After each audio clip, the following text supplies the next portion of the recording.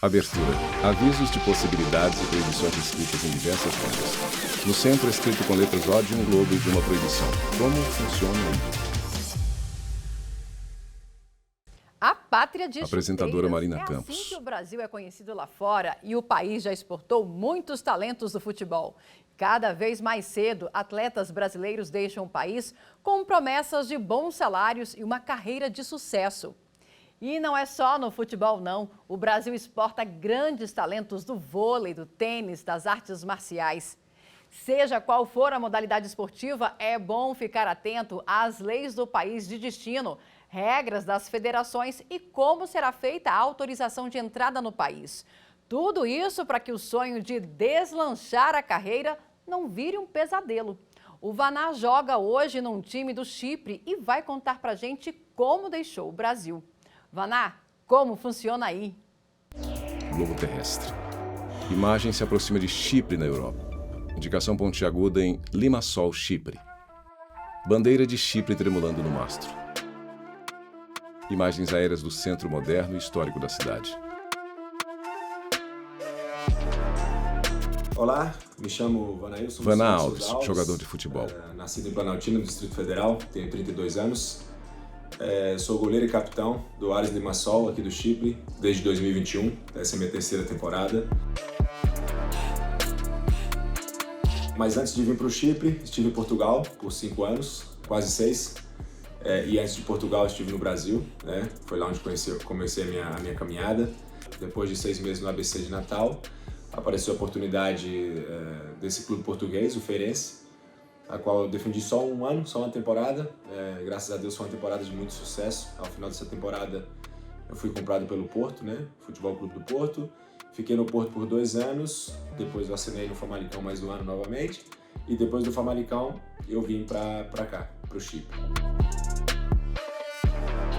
Em relação à documentação, tanto em Portugal como aqui no Chipre, basicamente são os clubes que nos ajudam, nos auxiliam em tudo, né? No caso, a única coisa que o atleta tem que ter, a obrigação do atleta ter, são os documentos originais necessários.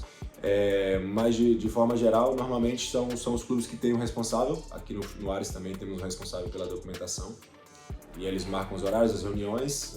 A gente normalmente não precisa correr atrás de nada, é só comparecer no dia marcado. Aqui no Chipre já foi uma situação mais fácil, até porque por eu ter ficado quase 6 anos em Portugal, eu dei entrada no meu passaporte e peguei ele esse ano, em janeiro. Então, tanto me ajudou com a documentação aqui, como me ajudou também para o futebol, né? O fato de eu ser agora cidadão europeu, eu não ocupo uma vaga de extra estrangeiro, então para o clube é uma vaga a menos, que eles podem trazer mais um atleta que seja de fora da Europa.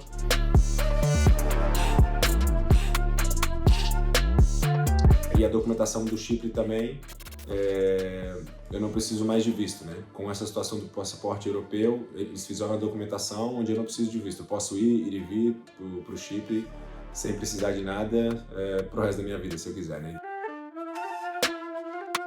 Situação de família, né? Eu tenho a esposa, ela está como agrupamento familiar, então o visto dela é através do meu.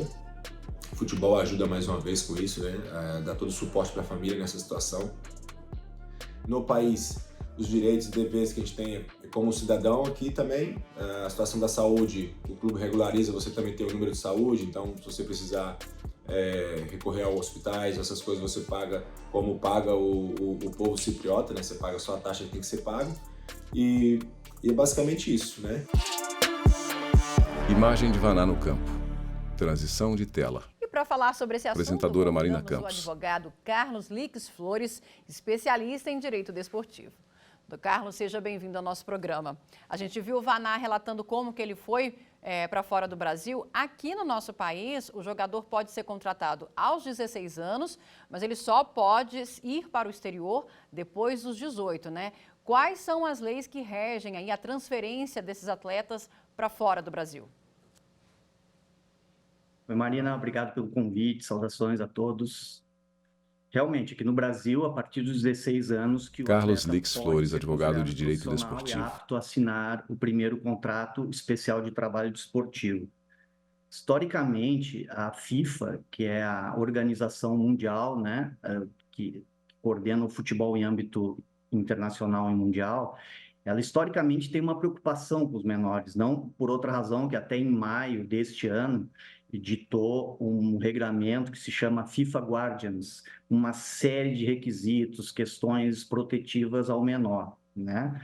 Então, realmente há esta proibição da transferência do menor, contudo, há exceções, né? Nós temos basicamente 4 exceções, que uma delas é quando os pais vão se mudar por questões de trabalho, né? Não relacionadas ao futebol, é importante relatar isso, né? Não, a FIFA, ela é bem rígida nessa fiscalização. Outra exceção seria entre clubes da União Europeia ou do bloco econômico da União Europeia, né, desde que o atleta tenha 16 anos ou mais, tá? E com alguns requisitos inerentes à escolaridade, estrutura familiar, no caso do atleta residir no clube, o clube tem que nomear um tutor, então tem toda uma proteção muito rígida com o menor, né? A terceira hipótese são nos países fronteiriços, né? Que a residência do menor ela tem que estar pelo menos 50 quilômetros da fronteira e, igualmente, a sede do clube estrangeiro também tem que estar pelo menos 50 quilômetros da fronteira. E, por último, até notadamente por questões até da atual situação mundial, a FIFA, de tempos para cá, ela também colocou uma quinta hipótese, que é uma questão humanitária, né? Que no momento em que o menor, tendo uma permissão para residir em algum país estrangeiro e estiver em condições vulneráveis de proteção, inclusive a sua vida, né? Analisado caso a caso, tá? E respaldado pelo governo, a FIFA vai analisar e vai conceder essa exceção para ele poder atuar num clube estrangeiro. E a gente vai voltar agora para a Ilha de Chipre. A apresentadora Marina vai mostrar Campos. para a gente como fica a vida do atleta estrangeiro e seus direitos no país que está jogando. Imagens aéreas do litoral e do interior com recortes de árvores verdes.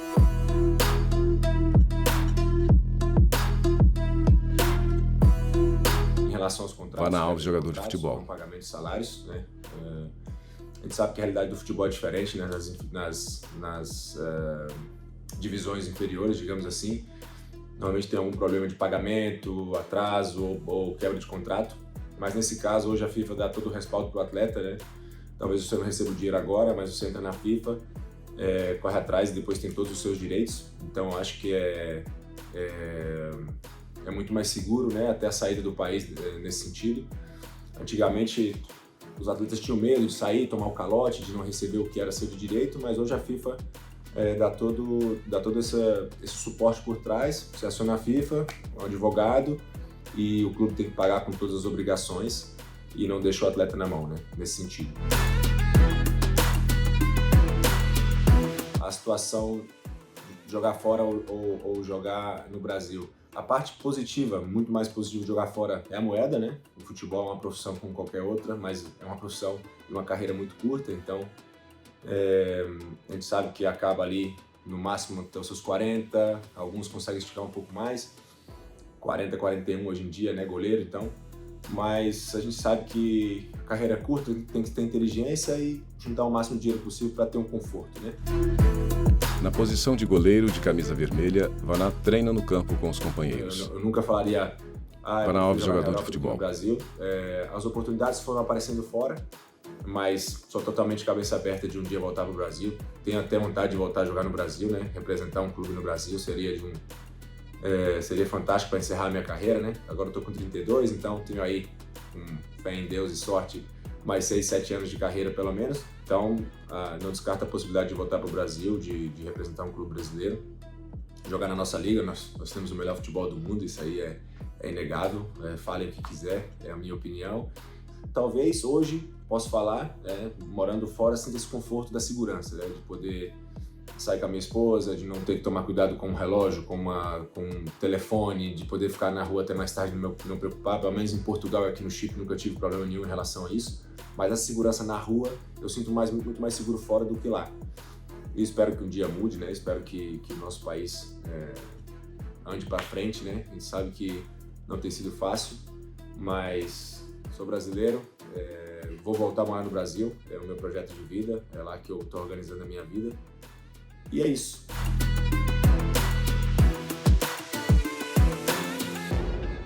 Transição de tela. Doutor Carlos, a Apresentadora gente viu Marina falando Campos. do Tribunal da FIFA. Queria que o senhor explicasse para a gente um pouco se o Tribunal da FIFA representa um judiciário, né, para todos os clubes, mundialmente falando. E a gente sabe aí de muitos casos de fraudes e promessas frustradas para jogadores que vão para o exterior. É a FIFA e esse tribunal que tem a responsabilidade e competência para analisar essas situações? Com certeza, Marina. Esse Carlos tribunal Lix da Flores, FIFA, chamado advogado de direito Tribunal esportivo. do Futebol, né? Ele tem uma eficácia muito positiva em prol da tutela e dos interesses dos atletas estrangeiros. Hoje, em âmbito internacional, até por conta das ferramentas da internet, muitas negociações se iniciam de modo virtual, por WhatsApp, por aplicativos, né? E muitas vezes existem promessas de contratação, né, envio de passagens, enfim, ou o atleta custeando essa passagem, ele chega com a ilusão de que vai chegar, vai se apresentar e vai começar os treinamentos, enfim, exames médicos.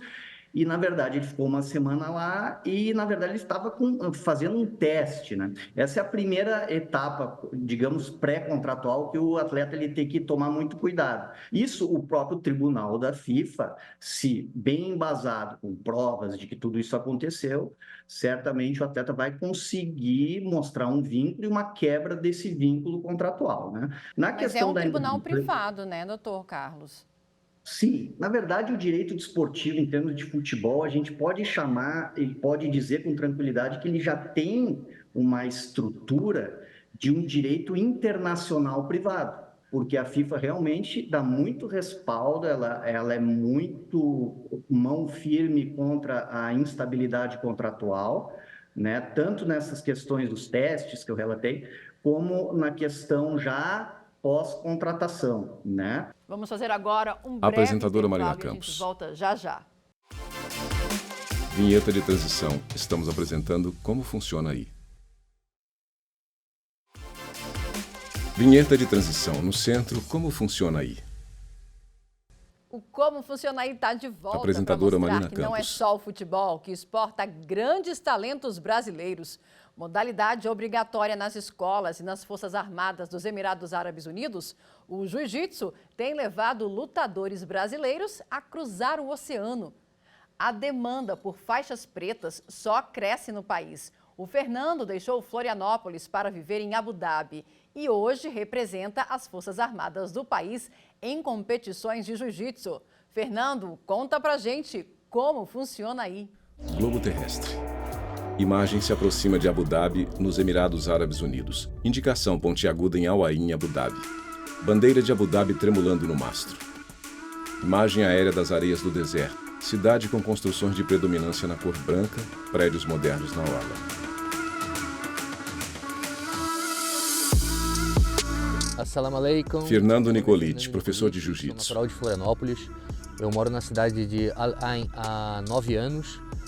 A cidade fica localizada na fronteira com Omã, a 160 quilômetros da capital Abu Dhabi. Eu trabalho no projeto de jiu-jitsu do governo. Eu sou professor e atleta aqui nos Emirados. O jiu-jitsu teve início no país graças à iniciativa do Sheikh Mohammed bin Zayed Al Nahyan, atualmente presidente do país, que viu a transformação que o jiu-jitsu proporcionou na vida do filho dele. E ele disse que se ele investiu o jiu-jitsu no filho dele, ele iria investir no país. Então o jiu-jitsu se tornou obrigatório em todas as escolas. Começou aí esse processo. Hoje o jiu-jitsu é o esporte número 1 do país, praticado em todos os lugares.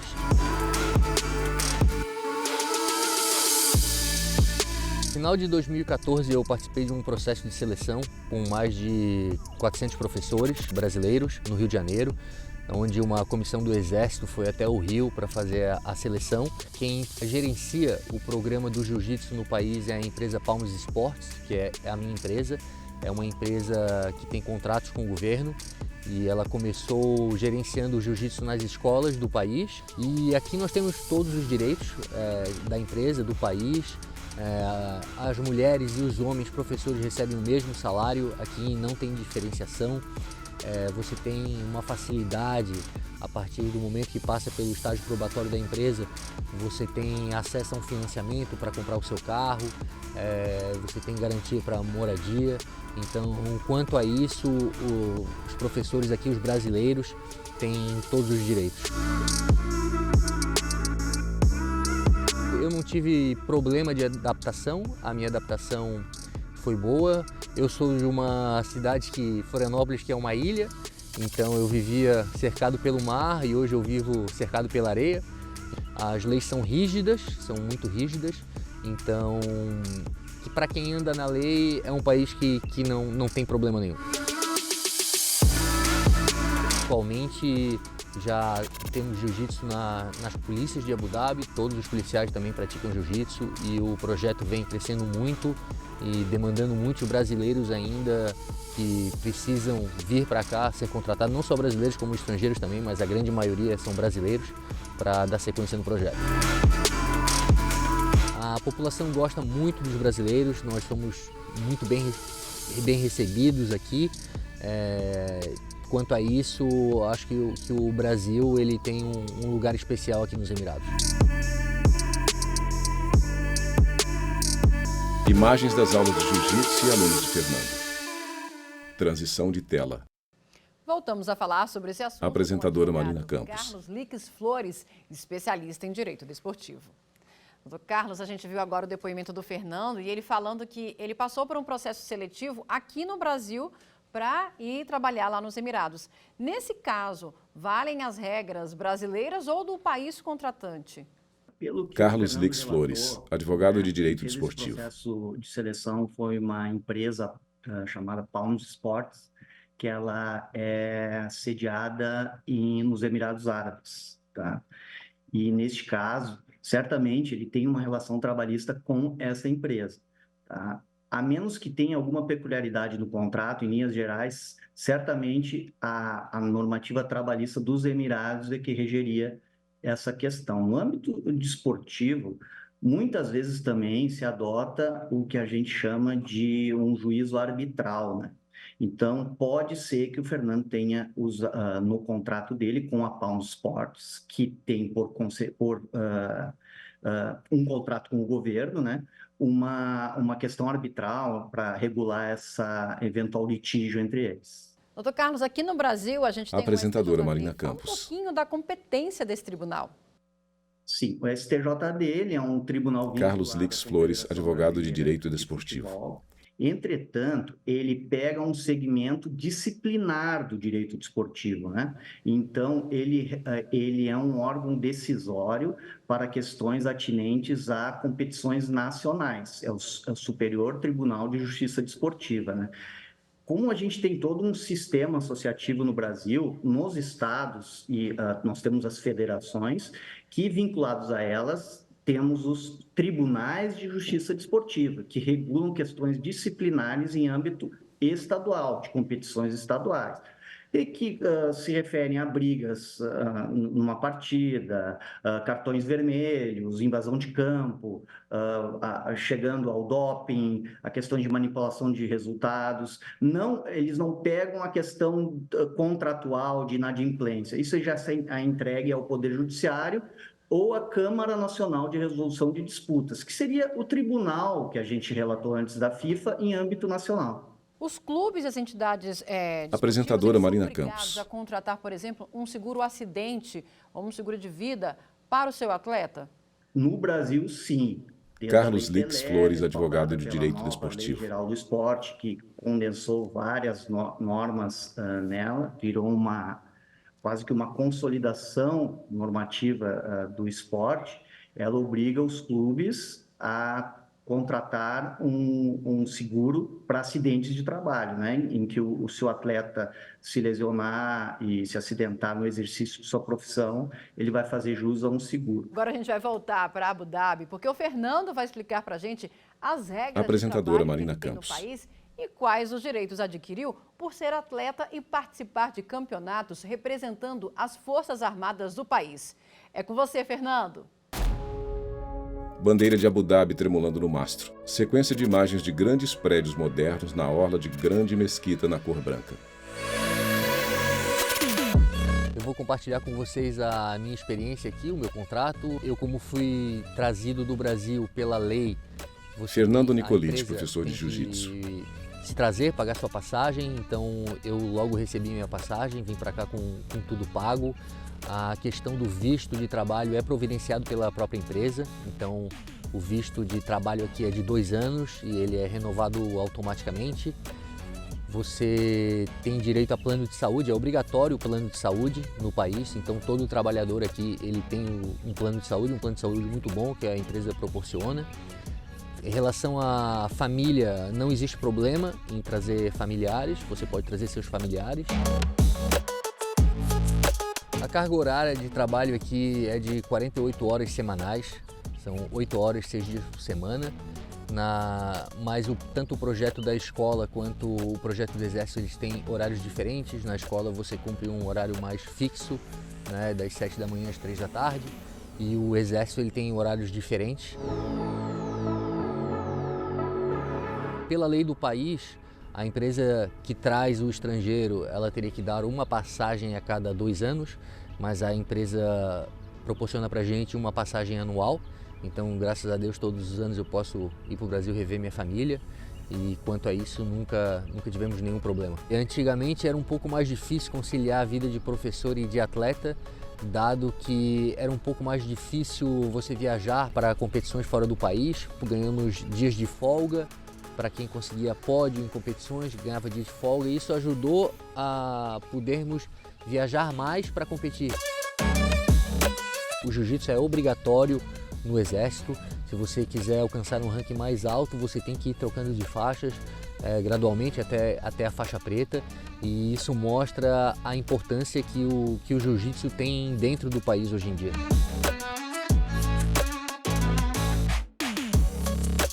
Marina, eu queria fazer uma pergunta. Aqui nos Emirados existe um circuito nacional nas escolas, então começam com competições locais, regionais, campeonatos nacionais, e em cada etapa eles vão descobrindo talentos em cada região e vão sempre progredindo para um time regional. Os melhores são escolhidos para o time regional e depois para o time nacional, e a partir do time nacional tem crianças, adolescentes têm todo um suporte, recebem salário, ajuda de custo para se desenvolver no jiu-jitsu. No Brasil existe algum projeto ou intenção de descoberta de talentos a partir de uma integração no esporte, em qualquer esporte que seja, no basquete, no jiu-jitsu, no vôlei, desde da base na escola, no período escolar, não só em clubes, até a fase adulta? Sequência de imagens de alunos no treino de jiu-jitsu e troca de professores com os alunos. Transição de tela. Obrigada pelo seu depoimento, Apresentadora Fernando. Marina A gente vai passar Campos. aqui a pergunta agora para o Dr. Carlos. A gente tem aqui, Dr. Carlos, no Brasil alguma iniciativa aí para a seleção de atletas, nossos talentos aí? Obrigado pela Carlos pergunta, Lix ao Flores, sensei advogado Fernando. de Direito Desportivo. Infelizmente, o Brasil ele entrega a questão do fomento ao esporte muito à iniciativa privada. Salvo a questão inerente ao olimpismo, né, aos esportes olímpicos, aos esportes paraolímpicos, em que existe a Bolsa Atleta, né, que isso aí é um importante incentivo, em que pese ele não seja a solução, né. O que o Fernando relatou é muito importante lá. As escolas, começa da base, né? As escolas já são obrigadas a instituir o jiu-jitsu. Aqui, não só no âmbito da arte marcial, mas em qualquer outro esporte, não há esse incentivo para que as escolas fomentem o esporte para um atingimento de uma profissionalização, né? No esporte em si. O esporte está muito ligado a regras do MEC, a regras de currículo nas escolas, mas não tem esse olhar para o futuro, né? O senhor falou aí do programa Bolsa Atleta.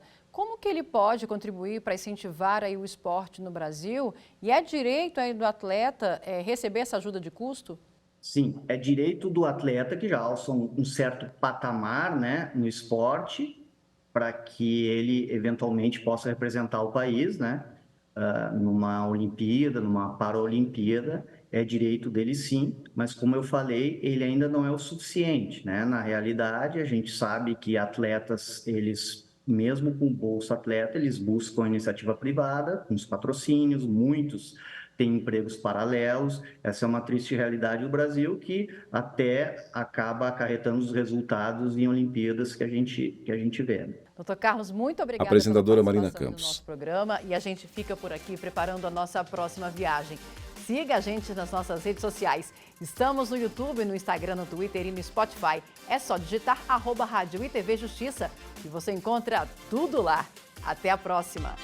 Créditos finais. Direção Diogo Ramos. Produção Lívia Faria. Apresentação Marina Campos. Edição de texto Marina Campos. Cabelo e maquiagem Kelly Raridade. Assistência de estúdio Emerson Oliveira, Joel Ribeiro e Sag William. Operação de TP Ricardo da Costa. Iluminação Ítalo Cândido. Operação de áudio Anderson Oliveira. Operação de sistemas Orlando Filho. Edição de pós-produção Paulo Mendonça. Videografismo Leonardo Veloso. Núcleo de programação Rosa Wazen. Núcleo de produção de programas Flávia Soledade. Supervisão Coordenadoria de Gestão.